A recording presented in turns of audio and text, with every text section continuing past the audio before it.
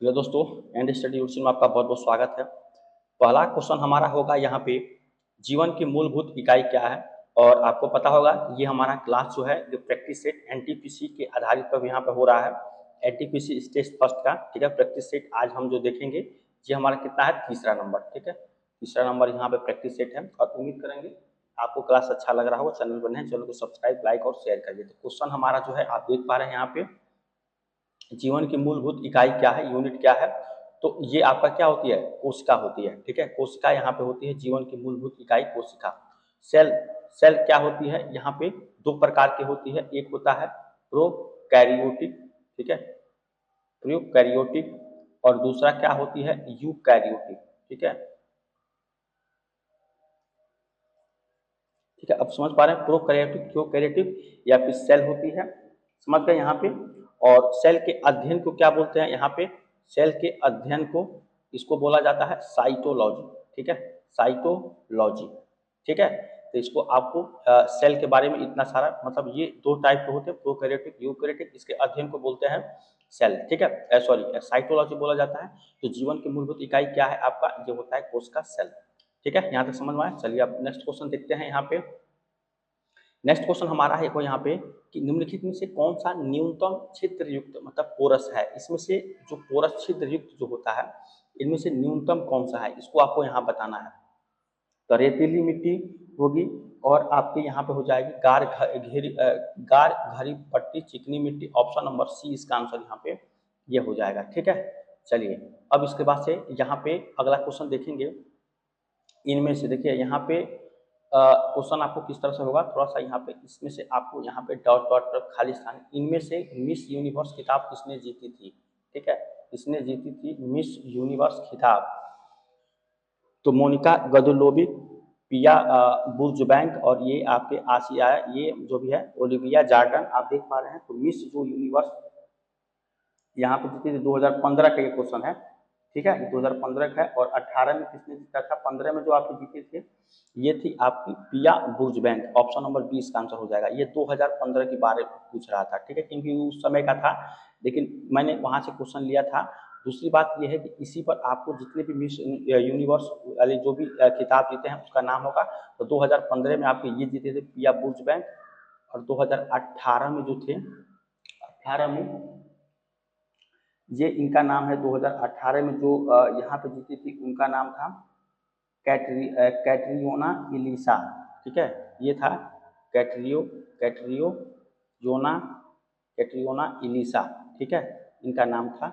ये 2018 में यहाँ पे मिस यूनिवर्स खिताब जीती थी, ठीक है। 15 में आपकी पिया बुर्जबैंक थी, और ये 18 में कैटरियोना इलियसा इनका नाम था, ठीक है। तो अब आपके आगे जो भी आपको मिलेगा मिस यूनिवर्स किताब, उसको आपको जानकारी होनी चाहिए, ठीक है। चलिए अब इसके बाद से हम नेक्स्ट क्वेश्चन देखते हैं। अब देखिए मिस यूनिवर्स में जितने क्वेश्चन बनेंगे हम उसको जरूर यहाँ पे डिस्कशन करेंगे। चाणक्य का एक अन्य नाम क्या था, ठीक है, चाणक्य का एक अन्य नाम क्या था, इसमें से ये आपको बताना है। तो आप अगर देखेंगे यहाँ पे, तो विष्णुगुप्त, ये काफी ज्यादा फेमस क्वेश्चन वाला, मतलब ये आप कई सारे एग्जाम में पूछा जा चुका है।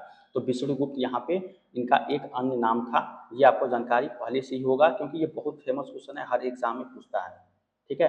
तो उम्मीद करेंगे आपको यहाँ तक समझ में आया होगा। ये क्वेश्चन था। अब अगला क्वेश्चन देखते हैं। आप देखिए यहाँ से इस टाइप के जितने भी क्वेश्चन है ना, इसका हम एक लिस्ट बना रहे हैं, मतलब कई सारे क्वेश्चन का लिस्ट, और उस क्वेश्चन में आपको इसी टाइप से क्वेश्चन मिलेंगे, ठीक है। तो जब हम प्रैक्टिस सेट जितने भी 15-20 जो भी होंगे देख लेंगे, उसके बाद से हम जो है इस तरह के लिस्ट, जैसे कि कल हम जितने भी क्वेश्चन बता रहे थे उस टाइप के क्वेश्चन देखने वाले हैं, ठीक है। चैनल पर बने रहिएगा, चैनल को सब्सक्राइब, लाइक और शेयर करिए। चलिए अगला क्वेश्चन देख लेते हैं।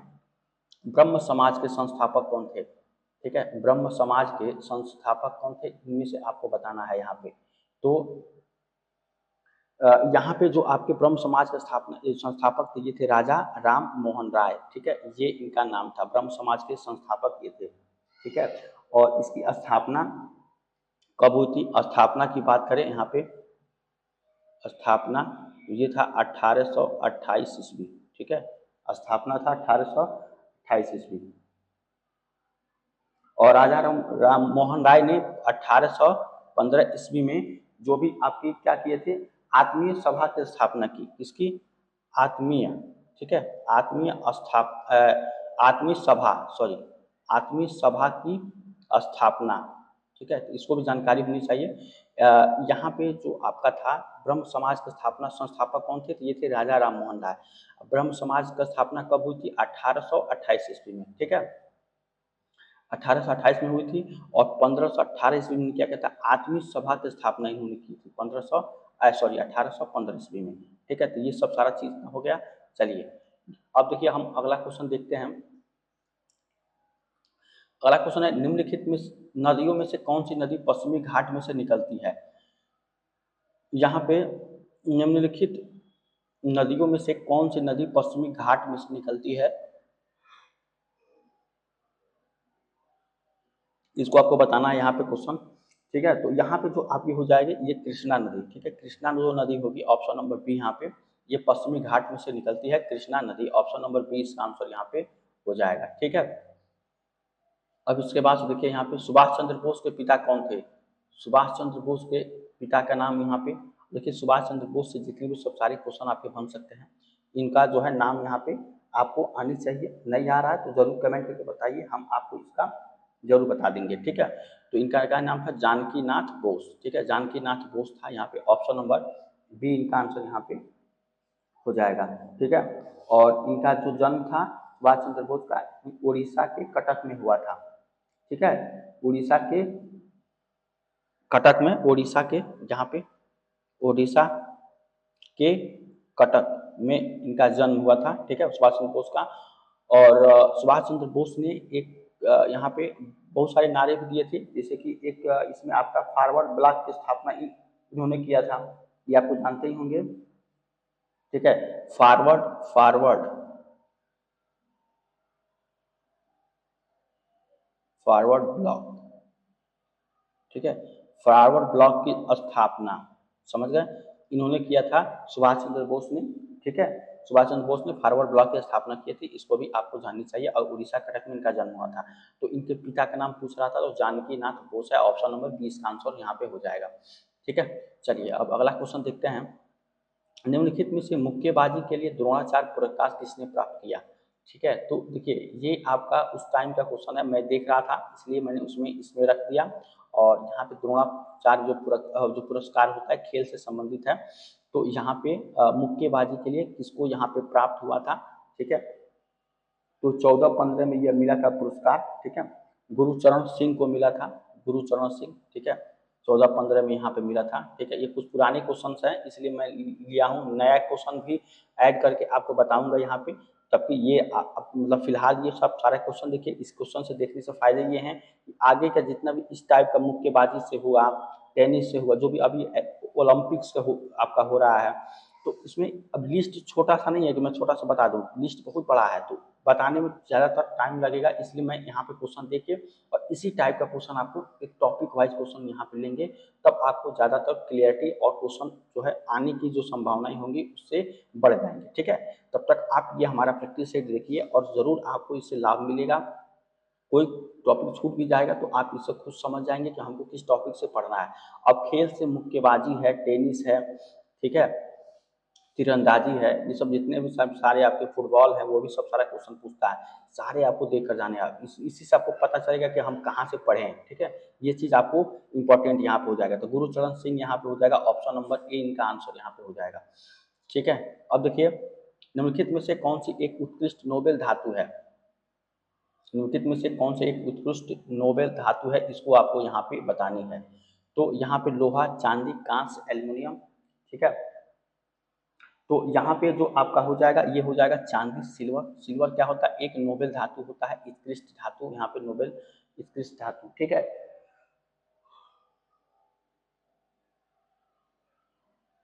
चलिए ऑप्शन नंबर 20 का आंसर हो जाएगा। अगला क्वेश्चन देखिए, यहाँ पे अगला क्वेश्चन है आपका, निम्नलिखित में से किसने 2015 में सर्वश्रेष्ठ एनिमेटेड फीचर फिल्म इतना के लिए ऑस्कर पुरस्कार जीता है। तो ये 15 का क्वेश्चन आपको उस समय का था, क्योंकि देखिए ये जो आपका एग्जाम हुआ था,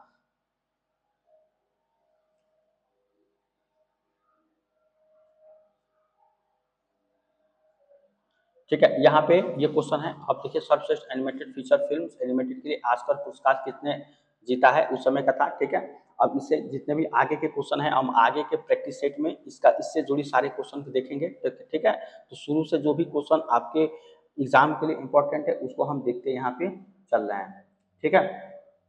तो उम्मीद करेंगे आपको अच्छा लगेगा। यहाँ पे बी जो बिग हीरो आपका होगा इसका आंसर हो जाएगा, आज का पुरस्कार उस समय जीता था, ठीक है।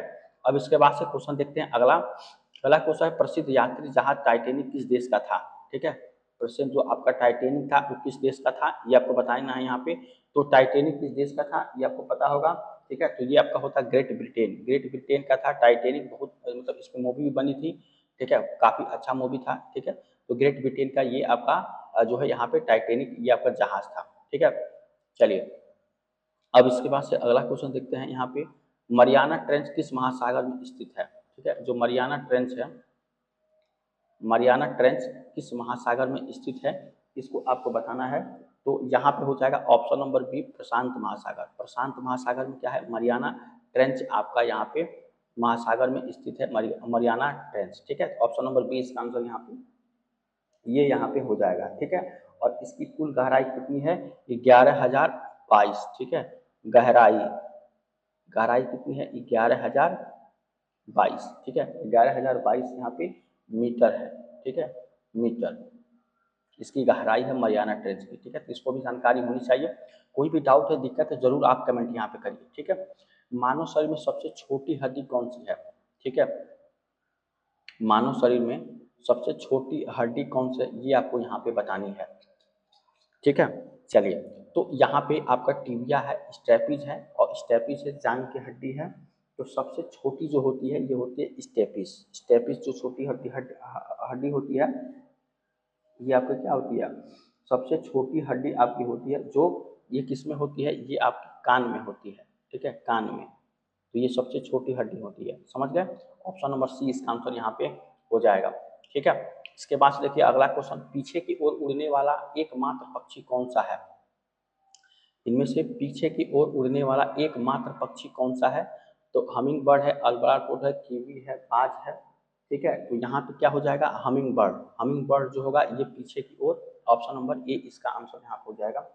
हमिंग बर्ड जो होता है ये आपका यहाँ पे पीछे को उड़ता है। ये क्या होता है, न्यूजीलैंड का, न्यूजीलैंड न्यूजीलैंड का क्या है, राष्ट्रीय पक्षी, राष्ट्रीय पक्षी है, ठीक है। तो यहाँ पे इसको आपको जानकारी यहाँ पे होनी चाहिए। ये जो आपका होगा क्या हो, इसका क्या नाम है, न्यूजीलैंड का राष्ट्रीय पक्षी होता है कीवी। लेकिन आपको पूछा था जो एक पीछे की ओर होता है ये होता है humming bird. Option number A इसका आंसर यहाँ पे हो जाएगा, ठीक है। अगला, ऑक्टोपस के खून का रंग कैसा होता है, ठीक है। तो ये कई बार एग्जाम में आपको पूछा जा चुका है कि ऑक्टोपस का रंग किस तरह का होता है। तो ये नीला होता है, ठीक है, नीला होता है ऑक्टोपस के खून का रंग, ठीक है। और ऑक्टोपस का प्रचलित नाम क्या है, श्रिंगमीन होता है। इसका प्रचलित जो नाम है ये होता है श्रिंगमीन, ठीक है। श्रिंगमीन इसका नाम होता है, इसका प्रचलित नाम, ठीक है। तो इसको भी आपको यहाँ पे याद होनी चाहिए, ये भी पूछ सकता है। तो आज ऑप्शन नंबर बी इसका नीला हो जाएगा, इसका खून होता है। अगला क्वेश्चन देखिए यहाँ पे, ऑस्ट्रेलिया का सबसे अधिक घनी आबादी वाला शहर कौन सा है, ठीक है। यहाँ पे ऑस्ट्रेलिया की सबसे घनी आबादी वाला शहर कौन सा है, कैनबरा, मेलबर्न, सिडनी, ठीक है।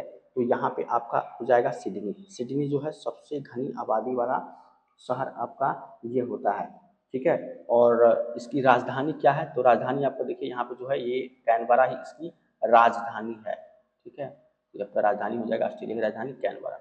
और सबसे घनी आबादी वाली ऑप्शन नंबर बी सिडनी हो जाएगा, ठीक है।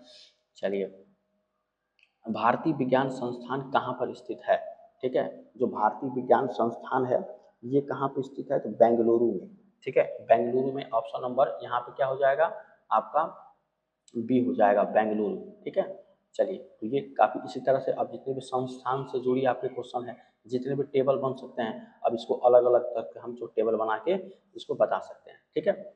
चलिए अब देखिए अगला क्वेश्चन हमारा जो होगा, निम्नलिखित में से कौन सा खेल ओलंपिक खेल में से हटा दिया गया है, ठीक है।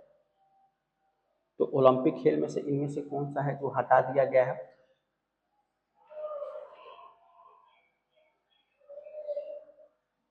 चलिए यहाँ पे देखिए ऑप्शन नंबर जो सी होगा ये आपका आंसर हो जाएगा। Option number C baseball. Baseball जो है ये ओलंपिक खेल में से हटा देगा। अभी ओलंपिक 2024 का जो खेल हो रहा है कि कहाँ पे हो रहा है, ये पेरिस में हो रहा है, ठीक है। तो ये भी आपको याद होना चाहिए। तो बेसबॉल इसमें से हटा दिया गया है, ठीक है। अब यहाँ पे कंप्यूटर के संदर्भ में लैन, लैन का क्या तात्पर्य है, लैन। तो देखिए यहाँ पे आपका जो लैन होगा लोकल एरिया नेटवर्क, ये आपके ऑप्शन नंबर बी इसका आंसर यहाँ पे ये हो जाएगा, लोकल एरिया नेटवर्क, ठीक है। मैन का क्या होता है, मेट्रोपोलिटन एरिया नेटवर्क होता है। वाइड एरिया नेटवर्क वैन का होता है, ठीक है, वाइड एरिया नेटवर्क। तो एक होता है लैन, एक होता है मैन, ठीक है। तो लैन लोकल एरिया नेटवर्क आपका ऑप्शन नंबर बी यहाँ पे आंसर हो जाएगा, ठीक है। चलिए अब अगला क्वेश्चन देखिए यहाँ पे, वर्तमान में हमारे द्वारा उपयोग किए जाने वाले रासायनिक प्रतीकों का उपयोग विधि किसने तैयार की थी, ठीक है। वर्तमान में हमारे द्वारा उपयोग किए जाने वाली रासायनिक प्रतीकों का उपयोग विधि किसने तैयार की थी, ये आपको यहाँ पे बतानी है। तो ये जो आपका आंसर हो जाएगा ये कौन होगा, वर्जेलियस ने। वर्जेलियस ने यहाँ पे जो है उपयोग विधि तैयार की थी। ऑप्शन नंबर सी इसका आंसर यहाँ पे हो जाएगा, ठीक है। इसके बाद से पृथ्वी का जल चक्र किसके द्वारा संचालित होता है। तो यहाँ पे अगर आप इसका आंसर अगर दें तो क्या देंगे, पृथ्वी का जो जल चक्र होता है वो किसके द्वारा संचालित होता है, तो सूर्य के द्वारा, ठीक है। यहाँ पे हो जाएगा आपका ऑप्शन नंबर सी। सन जो होगा इसके द्वारा क्या होता है, जल चक्र जो है इसके द्वारा संचालित यहाँ पे होता है, ठीक है। चलिए अब देखिए अगला क्वेश्चन, अगला क्वेश्चन आपका हो जाएगा यहाँ पे, ONCG का मुख्यालय कहाँ पे है, ठीक है। ONCG का मुख्यालय आपको पूछ रहा है यहाँ पे, ONCG, ठीक है।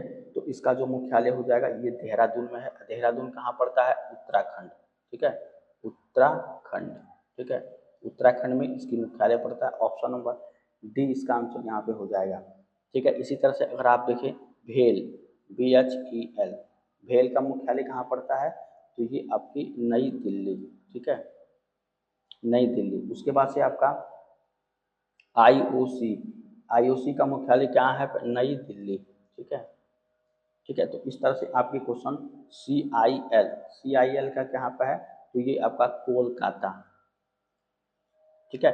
तो बहुत सारे ऐसे आपके मुख्यालय हैं, भेल का नई दिल्ली है, वो IOC का भी नई दिल्ली, CIL का कोलकाता है। तो इस तरह से आपको देखने को मिलेगा। ऑप्शन नंबर डी इसका हो जाएगा, ONGC का मुख्यालय, ठीक है। चलिए अब अगला क्वेश्चन देखिए यहाँ पे, रॉबर्ट गॉलब्रेथ के बेहतर तरीके से किस नाम से जानते हैं, रॉबर्ट बेलग्रेथ, ठीक है। तो यहाँ पे रॉबर्ट बेलग्रेथ ये जो आपका नाम है यहाँ पे, ठीक है। तो ये जो आपका नाम हो जाएगा रॉबर्ट बेलग्रेथ, शायद ये क्वेश्चन कहीं कम नहीं, ठीक है, JK रॉलिंग के नाम से जानते हैं। ऑप्शन नंबर डी इसका आंसर हो जाएगा, ठीक है। ऑप्शन नंबर डी ये नाम हो जाएगा, इनके नाम से ये जाना जाता है, ठीक है। ये क्वेश्चन था, हमने इस क्वेश्चन को ले लिया है। अब इसमें इस टाइप के क्वेश्चन बहुत कम पूछते हैं। थॉमस कप किस खेल से जुड़ा है, तो थॉमस कप है ये किस खेल से जुड़ा हुआ है, ठीक है। तो टेनिस, बैडमिंटन, टेबल टेनिस। तो थॉमस कप जो है ये ऑप्शन नंबर बी बैडमिंटन से ये जुड़ा हुआ है, ठीक है। ऑप्शन नंबर बी इसका आंसर यहाँ पे हो जाएगा, ठीक है। ये देखिए अब जितना भी सब सारे कप वाले क्वेश्चन है ये आपको जानकारी होनी चाहिए। अब मतलब अच्छे से पूछ रहा है, सूर्य की ऊर्जा किस माध्यम से उत्पन्न होती है, जो सूर्य की ऊर्जा है वो किस माध्यम से उत्पन्न होती है, इसको आपको यहाँ पे बतानी है। तो ये परमाणु संलयन से उत्पन्न होती है सूर्य की ऊर्जा, ठीक है। परमाणु संलयन, न्यूक्लियर फ्यूजन, ठीक है, न्यूक्लियर फ्यूजन से यहाँ पे उत्पन्न होती है। ऑप्शन नंबर ए इसका आंसर हो जाएगा। निम्नलिखित में से कौन सा शहर वास्तुनिष्ठ वास्तुकला की दृष्टि से नियोजित यहाँ पे शहर है, वास्तुकला की दृष्टि से नियोजित शहर है, नई दिल्ली, बेंगलुरु, मुंबई, चंडीगढ़, ठीक है। तो यहाँ पे जो आपके चंडीगढ़ जो शहर होगा, Chandigarh, option number D, option number D होगा चंडीगढ़। ये आपकी वास्तुकला की दृष्टि से क्या है, नियोजित है, ठीक है। इसके बाद देखिए अगला क्वेश्चन, सबसे बड़ा स्तनपायी मैमल कौन सा है, ठीक है। सबसे बड़ा स्तनपायी मैमल कौन सा है ये बताना है। तो आपके हो जाए अफ्रीकी हाथी यहाँ पे हो जाएगा, ठीक है। और यहाँ पे देखेंगे ऑप्शन नंबर सी, तो ब्लू व्हेल जो है ये सबसे बड़ा क्या है, स्तनपायी है, मैमल्स, ठीक है। ऑप्शन नंबर सी इसका आंसर हो जाएगा। इसके बाद से अगला क्वेश्चन देखिए, शब्द विषुव इक्विनॉक्स संदर्भित करता है, क्या संदर्भित करता है, इसको आपको यहाँ बतानी है, ठीक है। एक समान आकार, यहाँ पे शब्द विषुव ये क्या बनाता है, दिन और रात का एक अवधि होते हैं, ठीक है, शब्द विषुव, ठीक है। तो ये आपका ऑप्शन नंबर बी यहाँ पे आंसर हो जाएंगे, ठीक है। चलिए अब देखिए अगला क्वेश्चन यहाँ पे, अगला है पारिस्थितिकी तंत्र, इकोसिस्टम की संकल्पना को किसने परिभाषित किया था, ठीक है। इकोसिस्टम, यहाँ पे पारिस्थितिकी तंत्र, इकोसिस्टम की संकल्पना को किसने परिभाषित किया था, Arthur Tansley, Evelyn Hutchinson, Raymond Lindeman, ठीक है। यहाँ पे पारिस्थितिकी के जो किया था ये हो जाएगा option number A, Arthur Tansley, Arthur Tansley, option number A इसका आंसर यहाँ पे हो जाएगा, ठीक है। दुनिया में बोली जाने वाली दूसरी सबसे बड़ी भाषा कौन सी है, दुनिया में बोली जाने वाली सबसे बड़ी भाषा कौन सी है, मैड्रिन, स्पेनिश, अंग्रेजी, हिंदी, ठीक है। तो दुनिया में सबसे बड़ी बोली जाने वाली भाषा है स्पेनिश, ऑप्शन नंबर बी इसका आंसर हो जाएगा।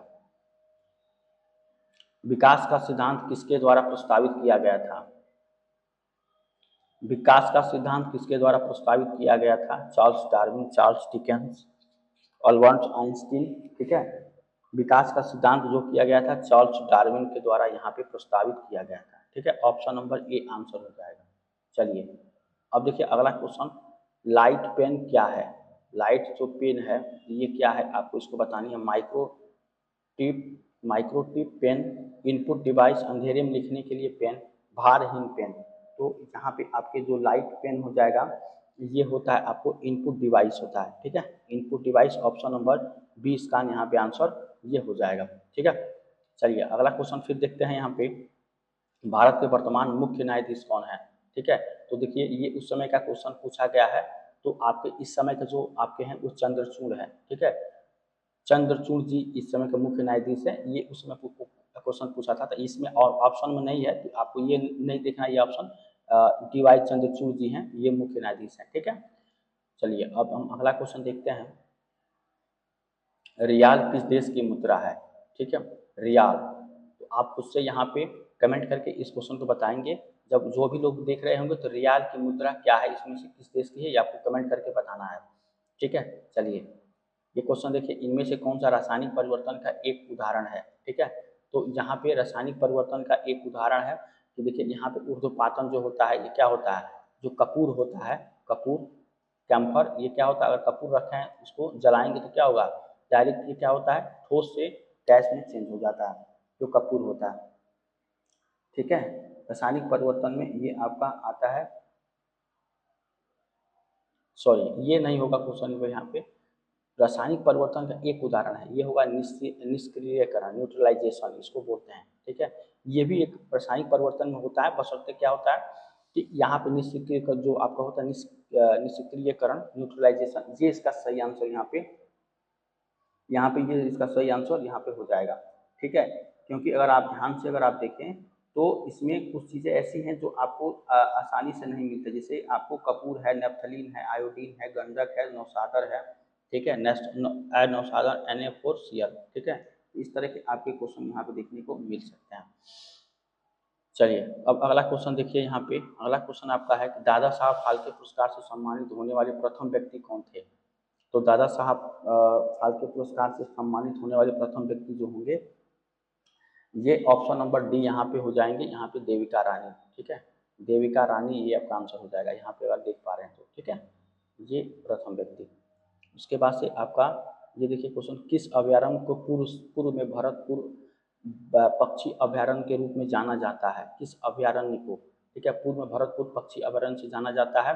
तो यहाँ पे देखिए कई सारे आपको अभ्यारण्य से क्वेश्चन पूछा गया है, ठीक है। यहाँ पे भरतपुर पक्षी अभ्यारण्य के रूप में जाना जाता है, समस्तपुर पक्षी अभ्यारण्य, उसके बाद से आपका क्या हो जाएगा, केवलादेव यहाँ पे राष्ट्रीय अभयारण्य इसका आंसर हो जाएगा। बाकी यह सब सारे जानते हैं, सब सारी पक्षी अभयारण्य है, लेकिन भरत में पक्षी अभयारण्य के रूप में जाना जाता है केवलादेव राष्ट्रीय उद्यान को, यहाँ पे इसको जाना जाता है।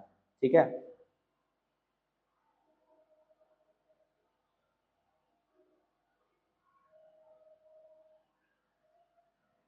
चलिए तो ये आपका यहाँ पे आंसर हो जाएगा ऑप्शन नंबर डी। अब देखिए पक्षी आवरण से क्वेश्चन हमको काफी ज्यादा पूछा जा रहा है, तो जरूर इसको हम देखेंगे। पौधे में कौन सा हिस्सा पानी और खनिज के परिवहन को सक्षम करता है? ठीक है, तो इसको भी आपको कमेंट में बताना है, और इस क्वेश्चन का भी आपको इनमें से कौन सा एक भारतीय गणितज्ञ थे, इसका भी आपको कमेंट में ऑप्शन इसका आंसर बताना है।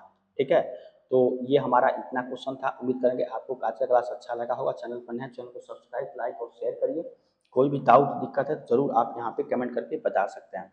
ठीक है, और इसके बाद से हम जो है और भी सारे जितने भी प्रैक्टिस सेट हो सकते हैं और भी टॉपिक है, तो उसको भी हम यहाँ पे शेड्यूल करेंगे। चलिए मिलते हैं नेक्स्ट टाइम, तब तक थैंक यू सो मच।